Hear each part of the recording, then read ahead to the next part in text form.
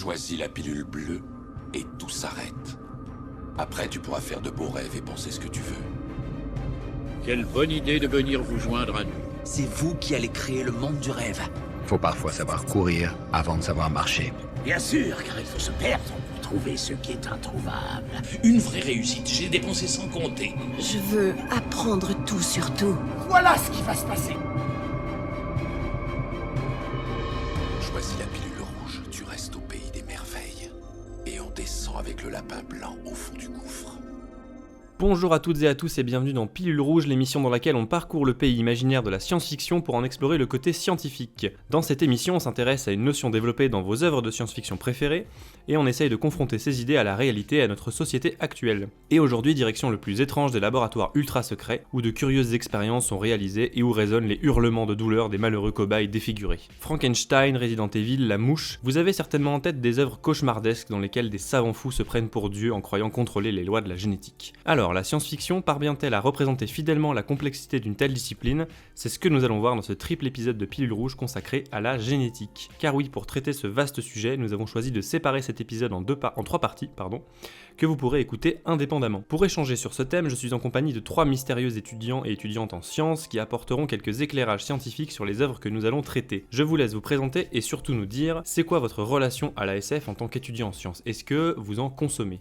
Cléo, je te laisse commencer.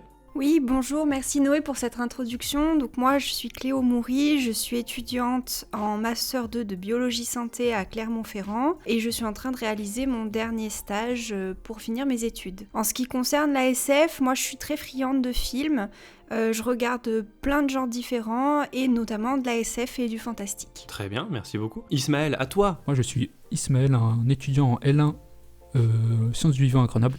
Moi la SF j'en consomme beaucoup. Enfin, que ce soit en jeu vidéo, en film, en série. J'aime bien, c'est sympa. Et je m'attarde pas trop à l'aspect scientifique en vrai. C'est pas que ça sert à rien. C'est important la SF pour la science, je pense, parce que ça, en gonflant l'imaginaire, ça nous permet d'avoir des visions sur des choses qu'on n'aurait pas pensé sans la science-fiction. Mathias, toi tu es moins mystérieux que nos deux autres amis parce qu'on t'a déjà entendu à ce micro. C'est ça, exactement. D'ailleurs, merci de me réinviter à Un des Sciences. Donc, pour ceux qui ne m'auraient pas déjà entendu sur l'épisode sur la fin du monde, je suis Mathias Marécal, très récemment diplômé d'un master de conseiller en génétique. Pour répondre à ta question, Noé, par rapport à la SF, je suis pas un très gros consommateur de science-fiction, c'est-à-dire que le space opéra ça m'intéresse pas, mais j'aime bien tout ce qui est plus anticipation, George Orwell, etc. Très bien, il en faut pour tous les goûts. Merci à tous les trois. Pour cette première partie, on va poser les bases en s'intéressant aux mutations génétiques. Alors déjà, est-ce que quelqu'un peut définir ce que c'est une mutation en génétique? Oui, alors une mutation en génétique, c'est défini par le changement dans la séquence ADN d'une ou plusieurs bases, voire de morceaux de chromosomes entiers. Ok, est-ce que Mathias, tu veux compléter la définition? Non, c'est la définition très scientifique du terme. Il faut voir en fait l'ADN comme un manuel de construction en fait pour que on est tous composés de milliards de cellules et chaque cellule a besoin d'un manuel en fait de construction pour pouvoir bien fonctionner et s'il y a une petite faute d'orthographe dans ce manuel, forcément en fait la cellule, enfin notre corps va pas réussir à établir la fonction qui lui est dédiée. Quand on pense aux mutants, on pense bien souvent aux super-héros qui obtiennent des pouvoirs après un accident radioactif qui les transforme. Ismaël, toi tu as plutôt choisi de te diriger vers le manoir de Charles Xavier à la rencontre des X-Men qui sont des mutants par nature. Nous assistons aux prémices d'une nouvelle étape de l'évolution humaine. Ces mutations apparaissent à la puberté et sont souvent déclenchées par une période de stress émotionnel intense. Merci, mademoiselle Gray. C'était tout à fait instructif. Cependant, vous contournez soigneusement la seule vraie question qui nous concerne. On va faire court. Le danger mutant est-il réel? C'est une question qui est mal posée, sénateur Kelly. Après tout, une personne peut être dangereuse au volant d'une voiture. C'est pour ça qu'on a le permis de conduire. De conduire, mais pas de vivre. Dans l'univers des comics, on a un tas de groupes de super-héros. La Justice League chez DC Comics, qui forme un peu un panthéon grec moderne. De l'autre côté, chez Marvel, on a les Avengers, mais on va pas parler d'eux, nous on va s'intéresser aux X-Men, qui eux sont aussi chez Marvel. Alors les X-Men, c'est un groupe de mutants, dans le sens génétique de la chose, sous la tutelle de Charles Xavier. Dans l'univers de Marvel, les mutants, c'est tous les humains qui ont subi une mutation génétique sur un gène appelé le gène X. Ce gène X, il n'existe pas, et cette mutation génétique, elle peut avoir des effets spectaculaires. Au cours de leurs aventures, les X-Men, ils vont subir la persécution des humains et servent un peu de passerelle pour parler des problèmes sociaux de l'actualité. Mais on va pas parler de ça. Nous, on va parler de l'aspect génétique de la chose. Comment ça marche la génétique ? Généralement, un gène code pour synthétiser une protéine et un gène peut avoir plusieurs versions différentes. C'est ce qu'on appelle les allèles. Et ces mutations peuvent être de plusieurs natures.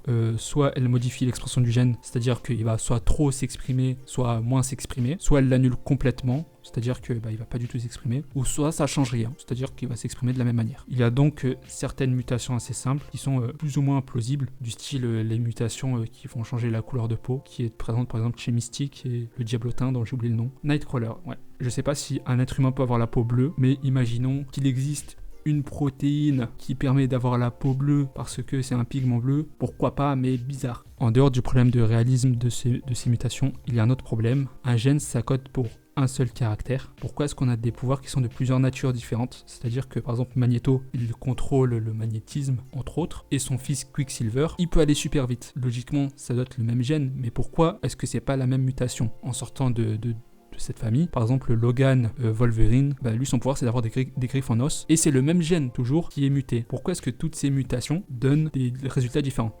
Ce n'est pas logique. Après, ça reste de la fiction, c'est pas grave. On va plutôt parler d'un autre aspect qui est un peu plus plausible, c'est le fait d'avoir des mutations au cours d'une vie à cause de l'environnement. Dans la vraie vie, on a un petit animal qui s'appelle l'abeille, je sais pas si vous connaissez. Chez les abeilles, on a plusieurs grades. Enfin, c'est pas vraiment des grades, mais des rôles plutôt, qui sont attribués en fonction de la concentration de gelée royale qu'on donne pendant l'état larvaire. Si on n'en a pas beaucoup, ça va donner soit une abeille qui fait la défense, et si on donne assez de gelée royale, on obtient une reine. Chez les X-Men, la gelée royale, c'est des traumatismes. Par exemple, Magneto, l'antagoniste principal des X-Men, était un juif en 1939 et donc a connu la Shoah. Il y a échappé et ça a forgé son identité, et ça lui a aussi forgé des pouvoirs assez pétés, genre contrôler l'ensemble du champ électromagnétique. Après, tous ces problèmes de réalisme, c'en est pas un. C'est de la science-fiction. On veut que ce soit plausible, que dans l'univers en lui-même, ce soit cohérent, mais c'est pas grave si ça respecte pas les lois de la biologie, parce que c'est pas le même univers, c'est pas les mêmes lois de la physique, c'est pas les mêmes lois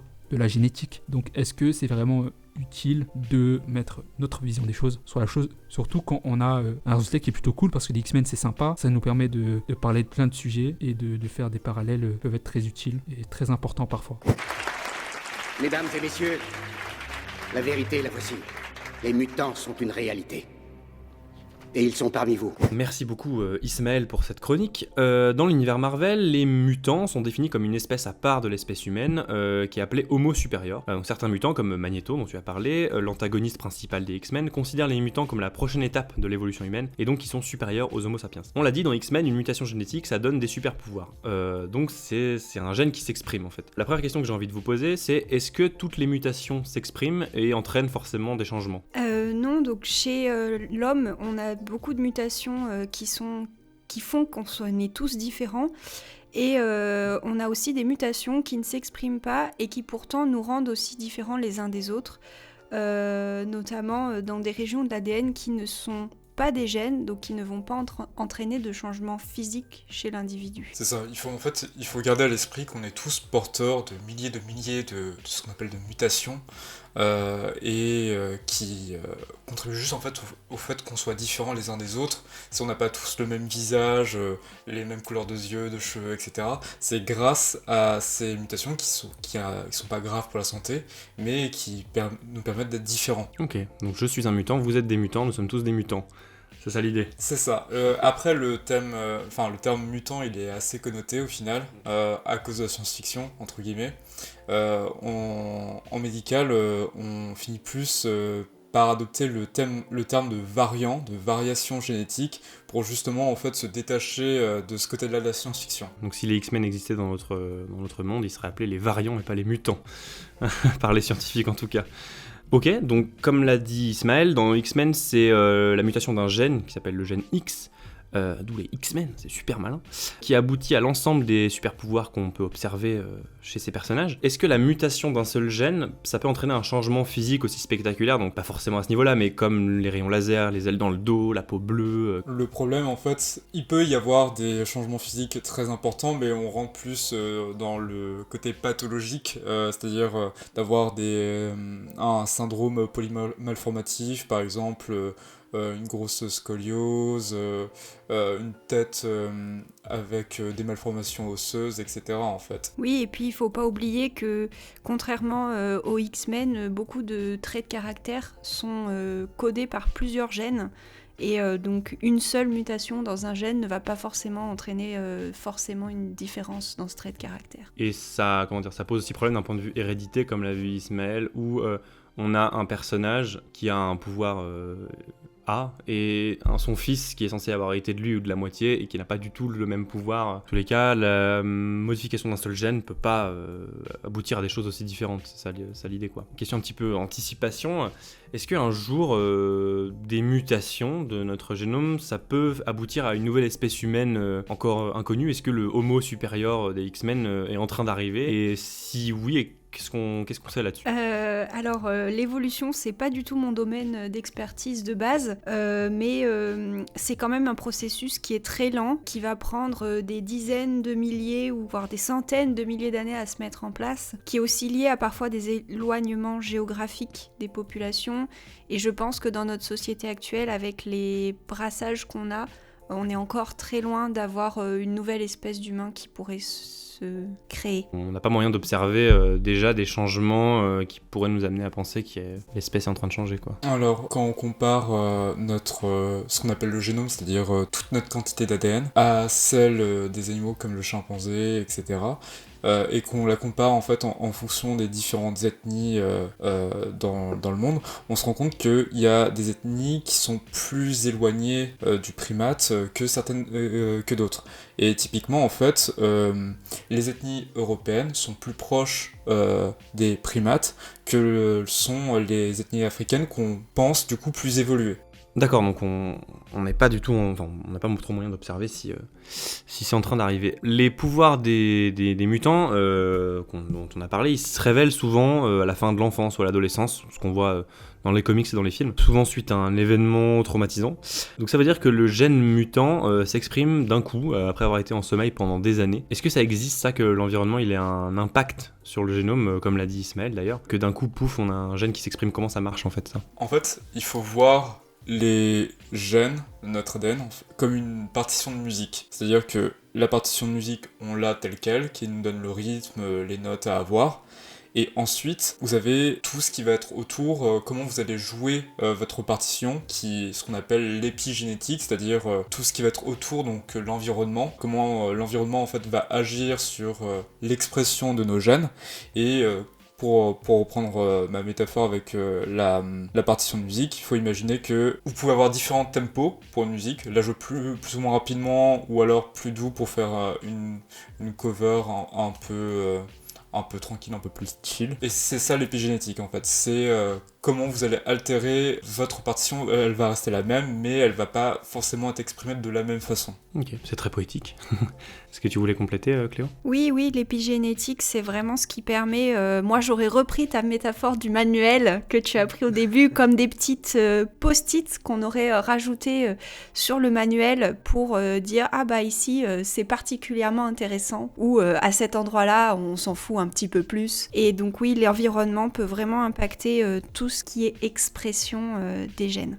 Est-ce que vous avez peut-être un exemple sur un effet de l'environnement sur le génome ? Moi, j'ai un exemple qui peut être un peu peut-être compliqué, mais chez l'homme, on a des régions spécifiques dans l'ADN qui sont des régions qui vont être exprimées en fonction de quels parents elles viennent, puisque lors de la fécondation, on obtient la moitié de notre ADN de notre père et l'autre moitié de notre mère, et ces régions-là vont être exprimées que par exemple de la moitié qui vient de la mère.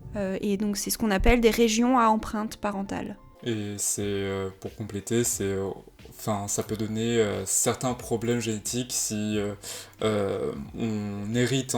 Alors c'est un peu compliqué à visualiser, mais si le gène maternel, la copie maternelle est censée s'exprimer et qu'il y a un problème dessus, ça fait qu'on n'a pas de gène. Puisque la copie paternelle ne s'exprime pas non plus, et il y a une absence de gène à ce moment-là pour la personne, et ça peut conduire à des problèmes génétiques, des maladies. Ok, d'accord. Alors, dans le cas des X-Men, donc c'est des mutations qui sont tout à fait naturelles, déclenchées quand même par l'environnement, par un événement ou autre. Il y a un personnage quand même qui est intéressant sur un autre point de vue, c'est Deadpool. Je vais vous injecter un sérum qui va activer tous les gènes mutants qui rôderaient dans votre ADN. Pour que ça marche, il faudra vous infliger des conditions extrêmement stressantes. Je vais vous faire mal, Wade.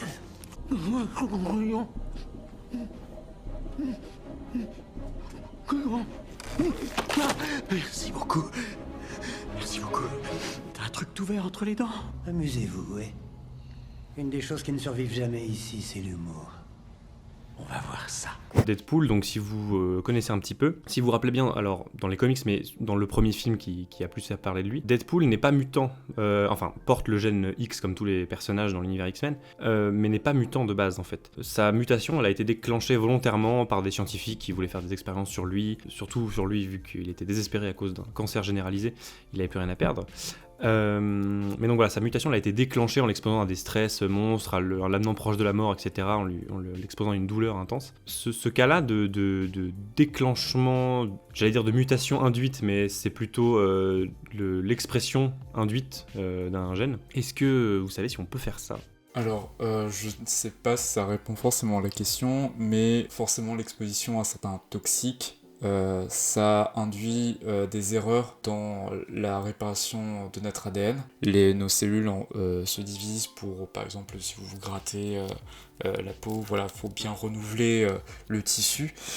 Donc, s'il y a des erreurs par rapport à des toxiques, que ce soit le tabac ou des expositions plus radioactives, comme c'est le cas dans le film La colline a des yeux, ça peut engendrer ce qu'on appelle je vais utiliser un terme très savant, des mutations somatiques, c'est-à-dire qui n'existent qu'à un endroit ponctuel dans le corps, contrairement à ce qu'on appellerait constitutionnel, c'est-à-dire qui serait présent dans tout notre corps depuis notre naissance. Et par exemple, c'est le cas en fait des cancers, de certains cancers, où le cancer, c'est une mutation en fait qui est arrivée dans une partie de nos cellules et qui a engendré en fait la tumeur. Ok, est-ce que Cléo, tu voulais compléter sur les mutations induites ? Alors moi j'avais une approche plutôt recherche sur cette question, puisque dans la recherche, quand on utilise des organismes génétiquement modifiés, il y a quelques années on utilisait encore des mutagènes comme par exemple les UV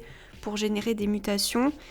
Aujourd'hui on a des outils comme les ciseaux moléculaires CRISPR-Cas9 qui ont été beaucoup médiatisés dans les années 2020, qui sont utilisés pour induire ces mutations sur des animaux. Ok, très bien, effectivement, CRISPR-Cas9 commence à être bien médiatisé. Merci beaucoup pour ça. Je pense qu'on a abordé pas mal d'aspects sur l'univers des X-Men et les mutations. Pour finir un peu sur cette première partie, est-ce que vous avez une œuvre peut-être moins connue que X-Men, mais que vous affectionnez particulièrement, à conseiller sur le thème des mutations génétiques, que ce soit en BD, en film, en série, peu importe? Pour les plus jeunes, moi je sais que petite j'étais très friande des Tortues Ninja, dans lesquelles les personnages sont des mutants animaux humanisés et qui est assez amusant pour les plus jeunes. Et est-ce que moi j'ai surtout vu le film d'animation qui est sorti il y a 1 ou 2 ans et qui montrait un petit peu l'origine des Tortues Ninja avec les produits chimiques, etc. Je sais pas si c'est quelque chose qui est détaillé dans la série de base et les comics même. Dans la série animée, c'est le générique qui montre l'émergence des Tortues Ninja. Ok, oui, effectivement, ça reboucle bien les Tortues Ninja, puisque les Tortues Ninja sont une parodie de super-héros qui tiennent de l'héritage de tout ce qui s'est fait avant chez Marvel et chez DC. Et toi, Mathias ? Alors moi, c'est pas des mutations comme on disait qui sont présentes depuis la naissance, mais ce serait plus toutes les séries en fait des jeux Fallout où on a ce qu'on appelle les mutants qui ont été exposés radioactivement aux explosions nucléaires et chez qui en fait ils ont développé une grosse masse musculaire, par mutation en fait. Effectivement, Mathias ne peut pas citer Fallout, ne peut pas ne pas citer Fallout dans un épisode, sinon il explose. C'est un petit peu comme moi avec Jurassic Park. Bon, merci beaucoup. C'est tout pour cette première partie consacrée aux mutations génétiques. On vous donne rendez-vous très bientôt pour continuer tous ensemble cette exploration de la génétique en science-fiction. On vous parlera de manipulation génétique, de clonage, des sujets dont les auteurs de SF adorent s'emparer. N'hésitez pas à nous faire part de vos réactions et de vos avis sur l'épisode sur les réseaux sociaux. Vous pouvez retrouver Indescience sur Instagram, Facebook et TikTok. Vous pouvez aussi aller lire les articles sortis sur notre blog et bien sûr vous abonner au podcast pour ne pas rater la sortie de nos prochains épisodes. C'était Indescience et n'oubliez pas que sans science, pas de fiction. À bientôt. La meilleure mission que j'ai jamais faite. Hasta la vista, baby. Je reviendrai. Je dis simplement que la vie trouve toujours un chemin.